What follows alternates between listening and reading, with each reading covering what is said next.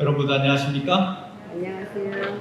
오늘 귀한 아침 하나님의 말씀을 듣기 위하여 이 자리에 모신 여러분 모두의 마음 가운데 성령님의 뜨거운 감동이 함께 되시기를 주님의 이름으로 축원합니다.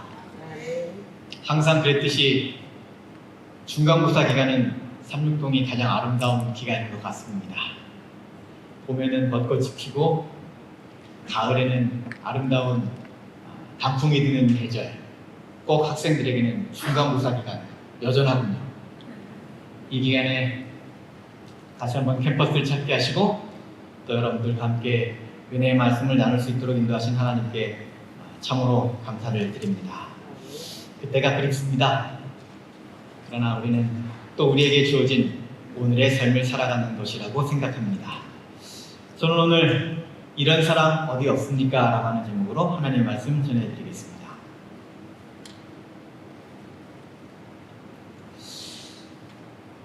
중국에서 올려진 구인 광고를 하나 볼까요?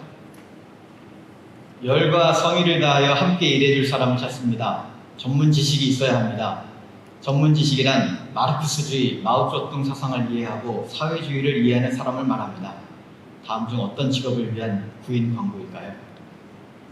정답은 동물원 사육사였습니다. 참 이상한 구인 광고를 하는 것처럼 느껴지죠. 그냥 한국에서 나온 구인 광고입니다. 해외 근무 가능, 월 200만원 보장, 주 5일 근무, 고졸 이상. 참 매력적인 것 같기도 하죠.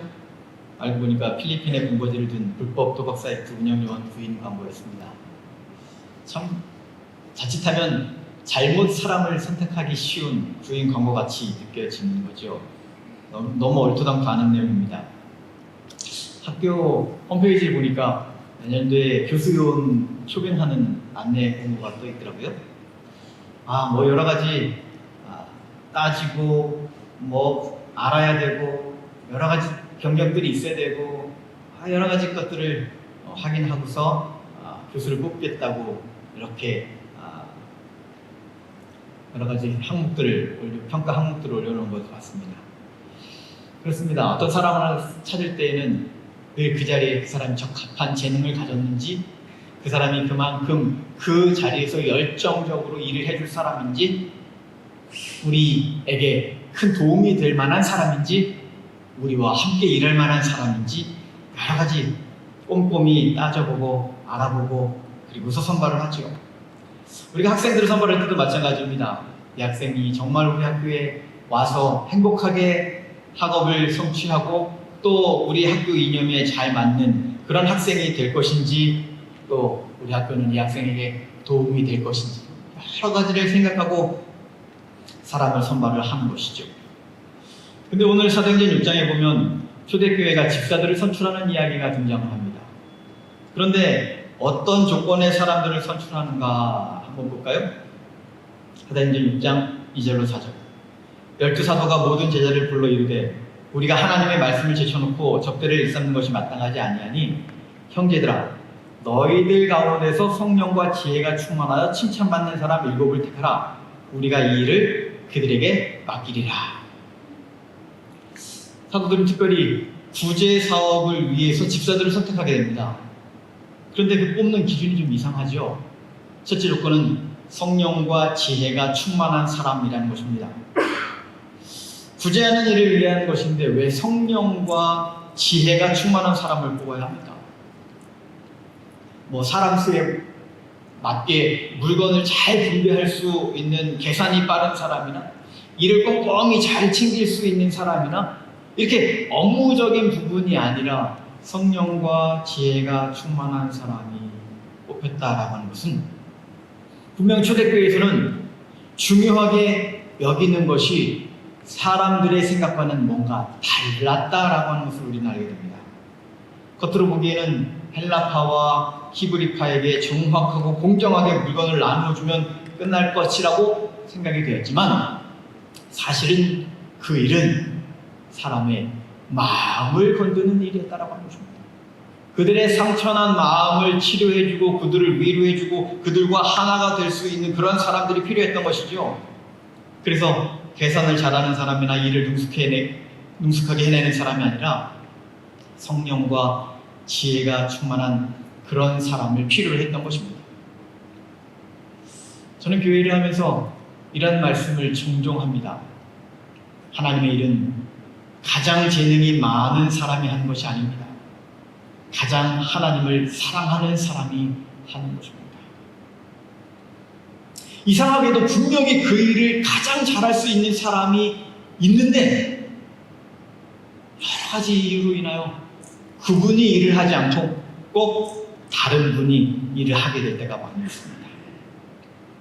그 일을 위하여 가장 재능이 있는 분이 아니라 그 일을 위하여 가장 헌신하는 사람이 그 일을 하더라라고 하는 것입니다. 하나님의 일을 하기 위한 준비란 재능이 많은 것이 아니라 헌신하는 마음을 가진 것을 말하는 것이라고 하는 것이죠. 그래서 증언부감 3권 219쪽은 우리에게 이런 말씀을 합니다. 만일 그대의 재능을 구별된 선물로서 하나님의 사업에 바친다면 주님은 그대의 약점에도 불구하고 다 아시고 이해하셔서 그대를 사용하실 것이다. 다 아시고 다 이해하시고 그리고서 우리를 사용하신다고 말씀하시는 것입니다.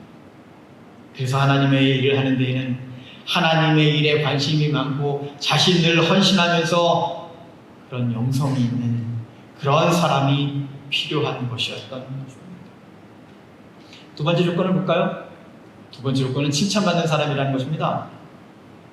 하나님의 일꾼이 칭찬받는 사람이어야 한다. 사람들에게 칭찬받아야 된다는 얘기겠죠. 우리의 삶이 응당 하나님의 보시기에 부끄러움이 없는 삶을 살아야 하는데 사람에게서도 인정받고 칭찬받는 사람이 되어야 하나님의 일을 한다고 말씀하시는 것입니다. 성경에 그런 사람들 이야기가 많이 기록되어 있습니다. 사도행전 16장 2절 디모데가 칭찬받는 사람이었고요. 22장 12절 아나니아가 주변 사람들에게 칭찬받는 그런 사람들이었습니다. 우리는 어떻게 하면 주변 사람들의 칭찬을 받으며 살 수가 있습니까? 이건 한 가지입니다. 옆에 있는 사람에게 감동을 전해줄 수 있어야 합니다. 사랑을 베풀어주고요. 맡겨진 일을 성실하게 수행해내고요. 작은 손해가 있더라도 남을 배려할 줄 알고요. 내 욕심대로 행하지 말고 또 잘된 공은 다른 사람에게 넘겨주고요. 잘못된 과오는 내가 책임질 수 있고요. 어렵고 힘들지만 마다하지 않고 해결해주고요. 그에게 따뜻한 손이 필요할 때 내 손을 내밀어주는 사람. 그럴 때 우리의 따뜻한 사랑은 옆에 있는 사람들에게 따뜻한 감동이 전해지는 것이고 그들로부터 칭찬되는 하나님의 종이 된다는 것이죠. 제가 학교 다닐 때 가까운 서울 인근에서 살고 있었습니다. 당시 골목에 주차남이 참 심한 그런 지역이었죠. 그런데 어느 날 아랫집에 새로운 가정이 이사를 왔습니다. 근데 이 집이 차를 몰고 왔어요. 그리고 나니까 얼마부터 주변에서 소란스러운 일이 발생하기 시작하는 것입니다. 이분이 퇴근하여 집에 돌아오면 차 댈 곳이 없다 보니까 그 우리 집에 바로 옆에 담벼락에 골목길에 다른 차가 세워져 있으면 이 차가 빠질 때까지 차 빼달라고 소리를 지르고 클렉션을 올려대는 것입니다. 그런데 어느 날은 이상하게 아무리 소리를 질러도 차가 빠지지 않으니까 엄청 오랫동안 소리를 질러대는 것입니다. 그러다가 좀 조용해졌어요. 그래도 좀 참고 넘어가시려나 보다 하는 생각을 했는데 아니나 다를까 한참이나 있다가 갑자기 또 소리가 나고 시끄러워지기 시작하는데 아마 인근에 친척집을 방문했던 그 가정의 사람이 나와서 차주가 나와서 이제 차를 빼려 하다가 이 아랫집 분이랑 부딪힌 것입니다. 왜 차를 안 뺐느냐, 왜 이렇게 됐느냐 이야기를 하기 시작하더니 좀 있다가는 온 가족들이 나와서 서로 이야기를 하기 시작합니다. 그러니 큰일 났습니다. 이분들이 서로 몸과 몸을 부딪히기 시작했습니다. 이 정도 되니까 온 동네 사람들이 창문 밖에서 이렇게 쳐다보고 있어요. 왜 그런 말 있죠? 구경 중에 제일 재미있는 것은 불구경하고 싸움 구경이다. 다들 쳐다보고만 있는 거예요. 벌써 이분들이 막 멱살을 붙잡고 난리가 났는데 그래서 불이 나게 뛰어달려가서 이분들을 말리기 시작했습니다. 이쪽에서 남자는 남자들끼리 막 붙어있는 거를 막 떼어내고, 여자는 여자들끼리 붙여있는 걸 또 떼어내면 저쪽에서 또 붙어서 또 난리가 나고, 열심히 말리고 나서 막 여기저기 또 맞기도 하고 그러면서 다 풀어놓고 나니까 이제 옆에서 가만히 지켜보시던 이웃집 할아버지가 이런 얘기를 하시는 것입니다. 학생 수고 많았네.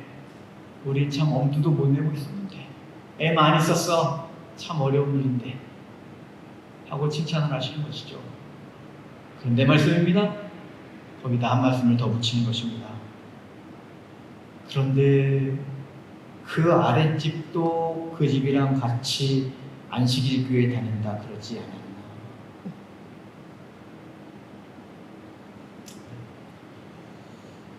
우리 주변의 사람들이 우리가 재림교인인 것을 다 알고 예의주시하고 있는 것입니다. 우리가 어떤 행동을 하고 살아가는지, 우리가 어떤 삶을 살아가고 있는지, 우리가 어떤 말을 하는지, 우리가 어떻게 친절을 베푸는지, 그들은 우리가 하는 행동 하나하나를 보고서 재림교회를 평가한다라고 하는 사실입니다. 우리는 칭찬받는 사람들이 되어야 합니다. 어쩌면 학생들은 여러분 한 사람을 보고서 우리 대학을 평가할 것입니다.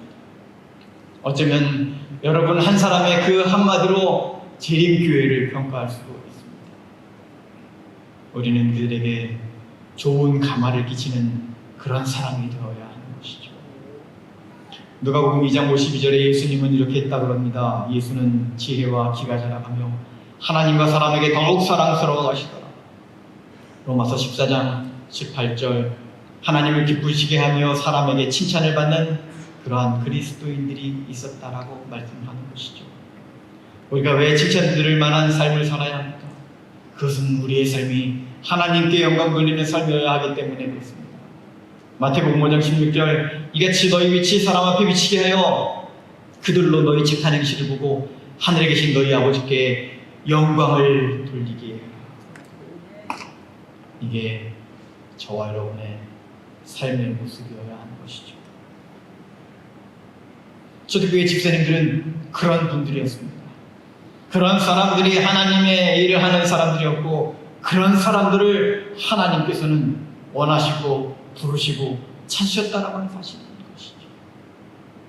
초대교회 집사님들은 지혜와 영성이 충만한 사람, 그리고 칭찬 듣는 사람들이었습니다.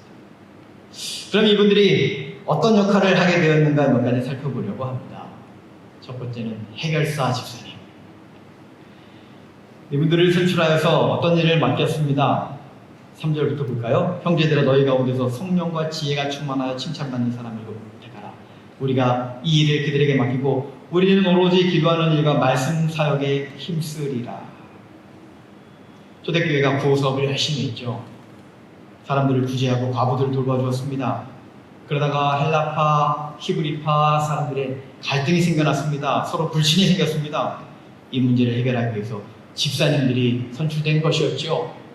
어떻게 했는지 잘 기록되어 있지 않습니다. 그러나 그 결과를 성경은 이렇게 기록합니다. 1장 7절, 하나님의 말씀이 점점 멍성하여 예루살렘에 있는 제자의 수가 더 심히 많아지고 허다한 제사장의 무리도 그 도에 복종하니라.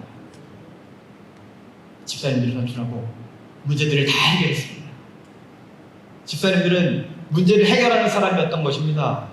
곳곳에서 발생하는 어떤 문제든지 이 집사님들이 계시면 그 문제들이 다 해결되고 그분들로 인하여서 교회가 부흥을 경험하였다라고 하는 것이죠.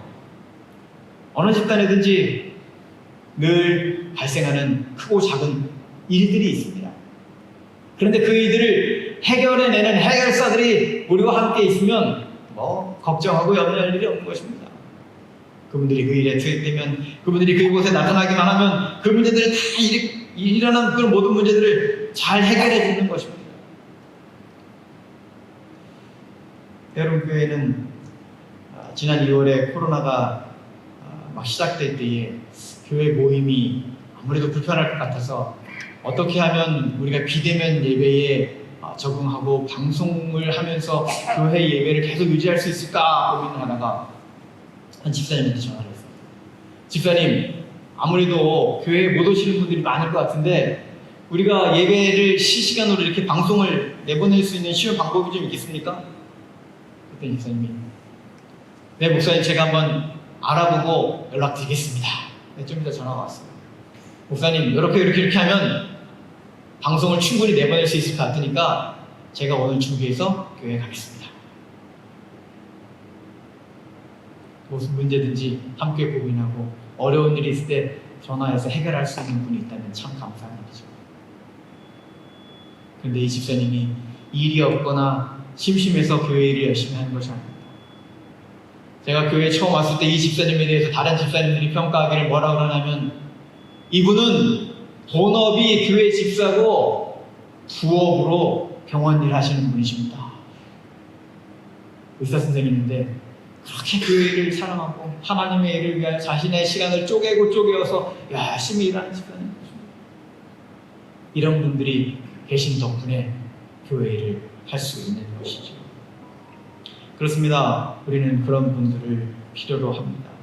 그런 분들이 나타나서 정말 집사로서의 역할을 잘 감당해주고 우리의 모든 문제들을 해결해주는 해결사, 이렇게 집사 역할을 잘한 사람에게 성경은 귀한 칭찬의 말씀을 해주시죠. 디모데전서 3장 13절, 집사의 직분을 잘한 자들은 아름다운 지위와 그리스도 예수 안에 있는 믿음의 큰 담력을 얻느니라.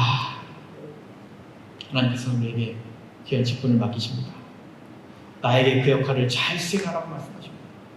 그리고 그 역할을 잘 수행한 우리 모두에게도 정말 하늘에서의 귀한 지위와 믿음 안에 큰 담력과 하나님의 축복을 주시겠다고 약속하셨습니다. 우리에게 발생한 모든 일들을 함께 협력하여 함께 해결하고 해결사 역할을 잘 감당하는 하나님의 칭찬받는 주님의 귀한 분들이 되시기를 간절히 바랍니다. 두 번째, 집사님들이 어떤 역할을 했는가 하면 전도자의 역할을 또 하게 되었습니다. 사도행전 21장 8절은 빌립에 대해서 이렇게 말하죠. 7 집사 중 하나인 전도자 빌립의 집에 들어가 머무르게 되었더라. 집사 빌립은 교회 안에서의 역할도 잘 감당했지만 교회 밖에서의 자신의 사명도 충실히 수행한 사람이었습니다.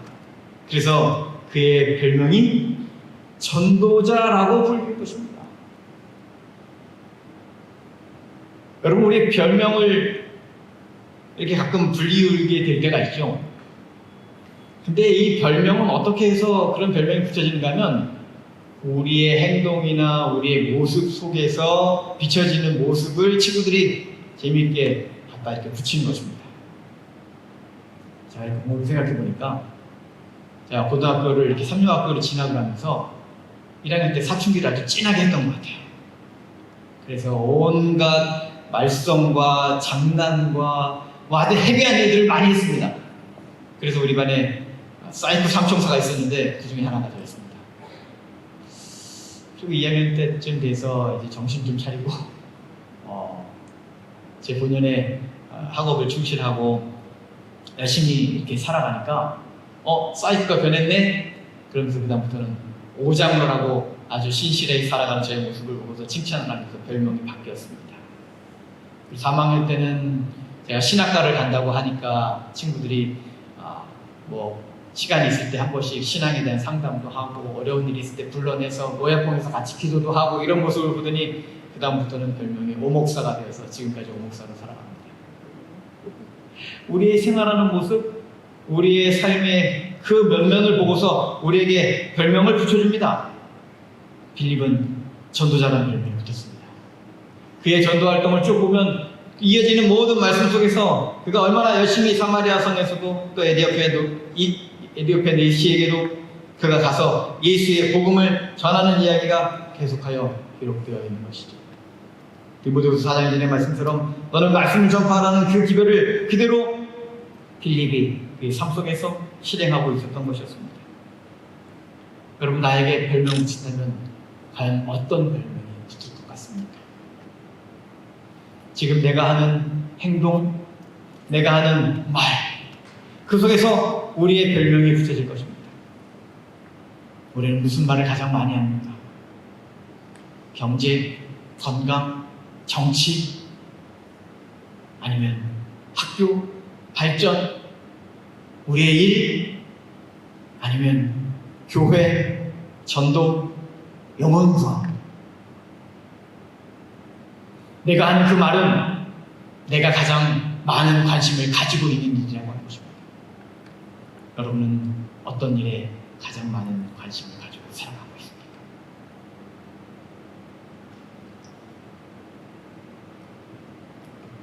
칠공사 473쪽은 이런 말씀을 얘기합니다. 하나님께서 우리의 발길을 인도하여 그 장소로 보내는 데에는 상당한 이유가 있다. 바로 그곳에 우리가 주어야 할 도움을 필요로 하는 어떤 사람이 있을 것이다. 빌립을 이디오피아의 내시에게로, 베드로를 로마의 백부장에게로, 이스라엘의 작은 소녀를 수리아의 장군 나아만에게로 보내어 도우게 하신 하나님께서는 오늘날 남녀들과 젊은이들을 당신의 대표자로 하나님의 도움과 지도를 요구하고 있는 사람들에게로 보내신다. 하나님의 도움과 지도를 요구하고 있는 사람들에게로 우리들이 보내지어 있다라고 하는 사실. 하나님의 일을 할 사람들을 하나님께서 보내시는 것입니다. 여러분에게 주어진 그 환경과 사무실과 여러분의 일터와 여러분의 삶은 하나님께서 너무너무 중요한 사명이 있어서 보내진 바로 그것이라고 하는 사실을 우리가 결코 잊어서는 안 되는 것입니다. 제가 파라과이에 있을 때 가만히 보니까 우리 교회는 파라과이 한인교회 건물입니다. 그래도 시내에 있고 깨끗하게 건물이 지어져 있죠. 그래서 우리는 그래도 재정적 여유도 있고 이렇게 괜찮습니다. 꽤 괜찮습니다. 근데 주변에 이 교회들을 보니까 참 열악한 거예요. 가장 가까운 인근의 교회임에도 불구하고 제가 한번 방문을 했더니 성경학교라는 것을 한 번도 해본 적이 없대요. 왜요? 돈이 없어서. 그래서 저희 교회에서 200만 원 정도를 준비를 해가지고 성경학교를 위하여 그 재료를 다 준비해서 갖다 줬어요. 그리고 함께 성경학교를 개최했습니다. 그랬더니 온 동네 아이들이 마치 30-40년 전 우리가 봉사대 갔을 때 시골에서 했던 그런 것과 비슷한 분위기의 그런 성경학교를 개최하게 되었습니다. 온 동네 아이들이 교회를 찾아와서 함께 즐겁게 성경학교를 했습니다. 인근의 교회들이 형편이 이렇습니다. 조금만 더 멀리 나가면 제 교회 모습입니다. 교회만 저렇습니까? 교인들 사는 집들도 저렇습니다. 그래서 우리 교인들과 함께 여러분 우리가 인근에 있는 교회들에 필요한 파업을 우리가 조금씩 도와줍시다. 화장실 짓는데 500불만 있으면 된대. 교회 건물의 한쪽에 새로 방을 내야 되는데 1000불만 있으면 된대요. 1000불 도와줘. 어떤 교회는 전도회를 하기 전에 구호 물품을 좀 주변 사람들에게 나눠주고 싶다는 거예요. 그래서 물건을 바리바리 사다가 교인들과 함께 봉지 싸서 인근 교회들에 나눠줬어요. 그러니까 그것을 주변 사람들에게 나눠주니까 전도회가 얼마나 성황리에 이루어졌는지. 이런 일들을 하다 보니까 지역교회에서 저한테 종종 전화가 와요. 목사님, 우리 교회 좀 방문해 주세요. 네, 언제 방문할까요? 어느 안식일에 와서 설교를 좀 꼭 부탁하겠습니다. 그래서 교회를 방문해 보면 꼭 이런 모습이에요. 어떻게 해서 벽체를 세우고 지붕까지는 얹었는데 더 이상 건축을 진행할 수 없는 것입니다. 그래서 교인들과 함께 교회 사정이 이렇답니다. 여러분 우리가 도울 수 있는 방법을 좀 찾아봅시다. 한국에 있는 교회들 아는 분들에게 연락하고 미국에 있는 교회들 연락하고 몇 군데 이렇게 해서 이 교회의 건축을 위하여 협력을 좀 했습니다. 그냥 우리 교회에만 가만히 있으면 저도 마음도 편하고 몸도 편하고 신경 안 써도 됩니다. 나에게 맡겨진 것만 잘 수행하면 그저 주변에 우리 교인들은 아무 말 안 하고 고맙고 감사한 것이죠. 그런데 주변에 지역교회에 가보면 가슴이 요동치는 것입니다. 설레는 것입니다. 내가 이들을 위하여 조금이라도 애쓰고 노력하면 결국 그곳에는 하나님의 능력을 그들이 감사하며 체험하고, 그리고 또 열심히 노력해서 영혼 구원하는 일들을 하고, 그들이 또 교회를 성장시키고 교회가 성장하여 하나님께 영광 돌리는 그런 모습을 보는 것이 너무나 기쁘고 행복한 것입니다.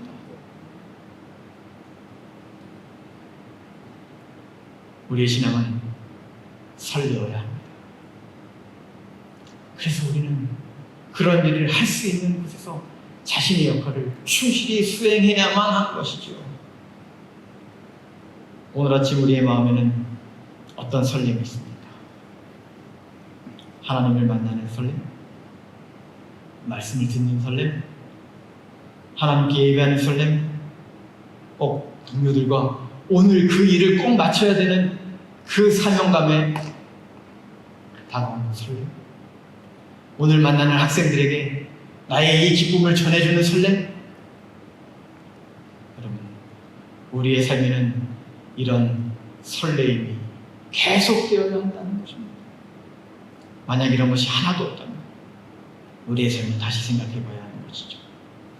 아무런 기대도 없는 신앙생활, 아무런 기쁨도 없는 직장생활, 아무런 희망도 없는 그런 믿음 생활이라면 우리에게는 나눠줄 것이 아무것도 없는 허상뿐인 삶인 것이라고 하는 것입니다. 우리의 신앙이 이런 껍데기만의 신앙이 되어서는 안 되는 것이죠. 시대로만 340쪽은 우리에게 이런 말씀을 합니다. 그들은 저희가 아는 것, 곧 그리스도의 능력에 관하여 보고 듣고 느낀 것을 전할 수 있다. 이것은 하나님의 은혜로 마음에 감동을 받은 사람이 각기 행할 수 있는 일이다.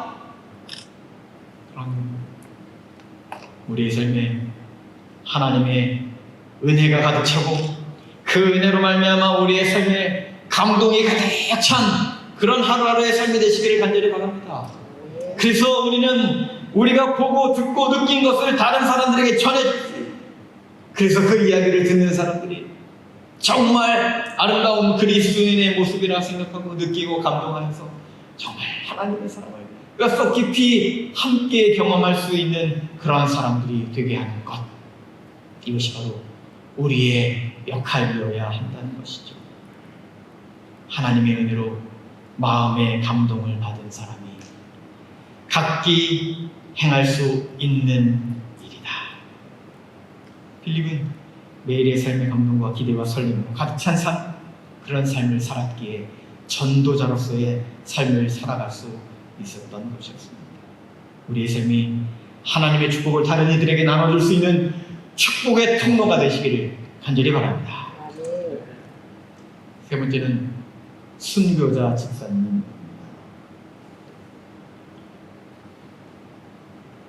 스데반 집사님이 교회 안에서 봉사도 많이 했지만 나가서 복음전도 사업을 많이 했죠. 그러다가 붙잡혀서 궁에 붙들려가서 재판을 받게 되었습니다. 그때 스데반의 얼굴이 어땠다 그래요? 공회 중에 앉은 사람들이 다 스데반을 주목하여 보니 그 얼굴이 천사의 얼굴과 같더라. 죄수로 붙잡혀온 그 스데반의 얼굴이 천사의 얼굴과 같았다라고 말하는 것입니다. 그럼 천사의 얼굴은 어떤 얼굴입니까? 천사의 얼굴은 바로 여러분의 얼굴입니다. 여러분의 모습을 보면서 천사의 얼굴을 발견할 수 있어야 합니다. 우리의 얼굴 모습이 주변 모든 사람들에게 예수님의 얼굴로 비춰져야 하는 것입니다. 아니, 정말로 다른 사람들은 여러분의 얼굴을 보고서 예수님을 발견할 것이기 때문에 그렇습니다. 미국의 대통령 에브라함 링컨이 사람이 40이 되면 자기 얼굴에 책임을 질 줄 알아야 한다, 이런 말 했죠. 그래서 정말 제가 한 40살쯤 되고 나니까 이제 이 얘기가 딱 떠오르면서 제 얼굴을 이렇게 거울을 통해서 이렇게 좀 봤어요. 그랬더니 제가 너무 예수님처럼 보이지 않는 겁니다. 제가 늘 이렇게 인상을 탁 찌푸리고 뭔가 늘 심각한 삶을 살아왔던 것 같아요. 이 미간에 주름이 아주 짙게 있고 막 이마에는 주름이 막 점점 짙어가는 것을 보고서 야, 얘 얼굴도 이제는 좀 책임질 나이가 되었다 그러는데 어떻게 하면 좋을까? 그러면서 거울을 보고서 제가 미소 짓는 연습을 많이 했습니다. 입가에 힘을 탁 줘서 한참 동안 연습을 했어요. 잘 안 되지만 뭐 어떡합니까? 그래도 연습해보였어요. 근데 말씀입니다. 그날 오후에 또 볼 일이 있어서 밖에 딱 나가고 차를 운전해 가는데 갑자기 어떤 차가 내 앞을 확 끼어드는 거예요. 뭐 한 번쯤 괜찮은데 이제 그 다른 차선으로 또 딱 나가더니 또 갑자기 내 앞으로 확 끼어드는 거예요. 아니 기껏해야 내 앞으로 올 거면서 왜 이렇게 왔다 갔다 하느냐고. 그러면서 그때부터는 이 또 얼굴이 그냥 인상을 팍 쓰면서 저 한 번만 더 내 앞으로 끼어들었단 봐라. 그래서 이 운전하고 있는 거예요. 근데 켜놨던 CBS 라디오에서 이런 얘기를 하는 것이죠. 행복해서 웃는 것이 아니라 웃기 때문에 행복하다. 그 생각이 딱 들면서 오전 내내 내가 뭐 했나 생각이 드는 것이죠. 그래서 다시 제가 입가에 힘을 딱 주고 미소 짓는 연습을 한번 딱 해봤습니다. 그랬더니 좀 전에 그렇게 막 열이 받아가지고 화가 막 이렇게 머리 끝까지 나 있던 내 모습이 금방 평화를 찾는 것입니다. 야, 이 미소 하나가, 이 작은 입가에 미소 띄는 것 하나가 내 삶을 이렇게 변화시키는구나 라고 하는 것을 경험했습니다. 여러분 한번 연습해 보십시오. 입가에 힘을 살짝 주고요. 스트레스 받는 일이 있을 때, 여러 가지 일들로 인해서 정말로 내가 왜 이런 순간을 경험하게 되었는지 정말 이해가 되지 않을 때 입가에 미소 짓기, 이게 우리의 마음에 평화를 가져온다는 사실을 여러분들도 경험해 보시기 바랍니다. 우리의 모습은 어떻습니까? 우리의 모습을 통하여 우리의 마음도 달라지고 또 우리의 마음을 통하여 우리의 얼굴 모습도 또 달라지는 것입니다. 스데반이 그렇게 천사의 얼굴을 할 수 있었던 이유가 있었습니다. 스데반의 마음에 예수님의 마음이 있었기 때문입니다. 스데반의 마지막 기도의 모습을 볼까요? 사도행전 7장 60절. 무릎을 꿇고 크게 소리질러 이르되 주여 이 죄를 그들에게 돌리지 마옵소서. 예수님의 십자가에서의 그 고백과 똑같은 말씀이 이렇게 있지 않습니까? 예수께서 이르시되 아버지 저들을 사하여 주옵소서. 자기들이 하는 것을 알지 못함이니이다. 스데반의 얼굴이 어떻게 예수님의 얼굴이 될 수 있었을까? 그것은 그의 마음 가운데 예수님의 마음을 품고 있었기 때문이었다라고 하는 것입니다. 예수님의 마음을 가졌던 그 스데반이 바로 첫 번째 초대교회의 순교자가 될 수 있었던 것이었지요. 그런 스데반의 죽음은 그렇게 그저 허지로 돌아가지 않았습니다. 그의 죽음은 그 옆에 있었던 사울이라는 청년을 바울로 바꾸는 계기가 되었고, 바울은 또 헌신하는 사도가 되었습니다. 그리고 사도 바울은 사도행전 20장 24절에 이렇게 고백하죠. 내가 달려갈 길과 주 예수께 받은 사명 곧 하나님의 은혜의 복음을 증언하는 일을 마치려 하면은 나의 생명조차 조금도 귀한 것으로 여기지 아니하노라. 우리의 삶도 스데반처럼 사도 바울처럼 헌신할 수 있는 그런 사람이 되어야 하는 것입니다. 그래서 요한계시록 2장 10절에서도 우리에게 말씀하시죠. 내가 죽도록 충성하라. 그리하면 내가 생명의 멸류관을 너에게 주리라. 그때가 그랬습니다. 하나님을 위하여 마음껏 헌신하며 봉사하던 시절, 우리도 그렇게 살았으면 좋겠습니다. 이런 사람 어디 없습니까? 하나님께서는 이런 사람을 찾으십니다. 성령과 지혜가 충만하여 정말 항상 하나님께 헌신할 수 있는 준비가 되어서 날마다 칭찬 들으며 주변 모든 사람들로부터 정말 그리스도인이라 이 이야기 듣는, 그래서 저 사람처럼 나도 살고 싶다고 이야기 듣는 그런 사람, 해결사요, 전도자요, 순교자로서 하나님께 영광 돌리는 그런 사람, 하나님께서는 이런 사람을 찾으시고 이런 사람을 통하여 당신의 일을 맡기시기를 원하시고 이런 사람을 통하여 영광 받으시기를 원하신다라고 하는 사실을 기억하셔서 저와 여러분의 삶이 하나님께서 부르시는 바로 그런 사람이 되어서, 하나님이 찾으시는 바로 그 한 사람이 되어서 하나님께만 영광 돌리며 매일매일의 삶을 살아가게 되시는 저와 여러분이 되기를 간절히 바라면서 오늘 말씀을 마치겠습니다.